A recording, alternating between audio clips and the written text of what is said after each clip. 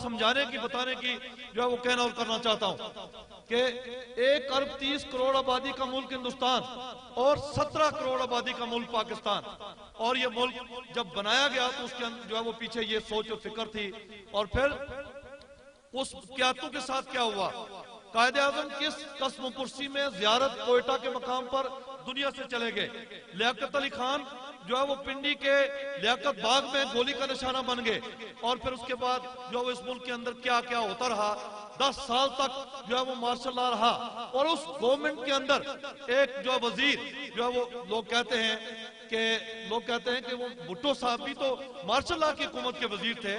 تو شاید لوگ اسلامی تاریخ کو اگر پڑھیں تو موسیٰ جو ہے ان کی پرورش بھی جو ہے وہ فرعون کی اس جو ہے وہ اس کے آپ گود کہہ لیں یا گھر کہہ لیں وہاں پہ ہوئی تھی.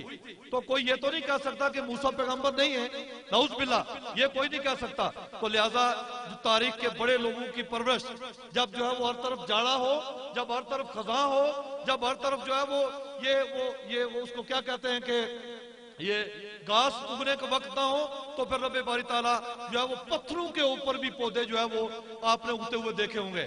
یہ تاریخی بات ہے.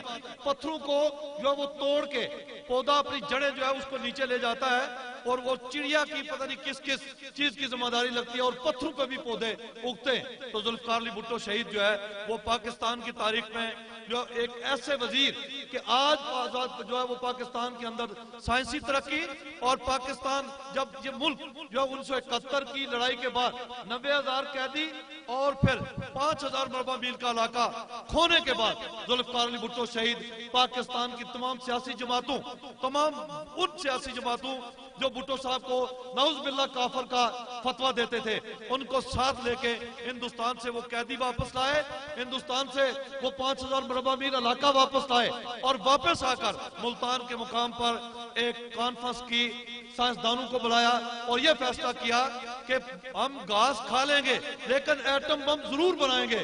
اور ایٹم بم ذوالفقار علی بھٹو شہید نے ایٹمی پاکستان کی بنیاد رکھی. اور کوئی ہمارا حامی ہے یا مخالف، کوئی اس بات سے انکار نہیں کر سکتا کہ ایٹمی پاکستان کی بنیاد ذوالفقار علی بھٹو شہید نے رکھی تھی. اور پھر یہ بے آئین پاکستان جس کے پاس آئین نہیں تھا، 1973 کے اندر ذوالفقار علی بھٹو شہید نے 1973 کا آئین، متفق آئین، تمام سیاسی جماعتوں کو ساتھ بٹھا کے متفق آئین جو ہے وہ ملک کو دیا. اور پھر اس سے بڑھ کر آگے اگر بڑھیں، آگے دیکھیں تو پھر پوری اسلامی دنیا کو اکٹھا کر کے ایک اسلامی بلاک، تیسری دنیا کا تصور ذوالفقار علی بھٹو کے دور میں آیا، جس سے مخالفین کانپ کے. کس کے مخالف؟ پاکستان کے مخالف، بھٹو کے مخالف نہیں. بھٹو کو جو ہے وہ شہید کر دیا جانا یا محترمہ بینظیر بھٹو کو شہید کر دیا جانا یہ ان کی ذات کے ساتھ دشمنی نہیں تھی. اگر جو ہے وہ ذوالفقار علی بھٹو بھی سمجھوتا کر لیتے تو شاید کتنے سال تک جو ہے وہ جا کر سعودی عرب میں وہ بھی سٹیل میں لگا لیتے، شاید کتنے سال تک وہ بھی جا کر کسی دوسرے ملک میں جلا وطنی کی زندگی گزار لیتے. لیکن نہیں، بھٹو کی مخالفت پاکستان کی مخالفت تھی، اور بھٹو کی مخالفت اسلام کی مخالفت تھی. چونکہ اسلامی ملک جو ہے وہ پاکستان پوری اسلامی دنیا کا سردار ملک بنا. اور یہ بھٹو صاحب کو صرف 2 چیزوں کی سزا دی گئی.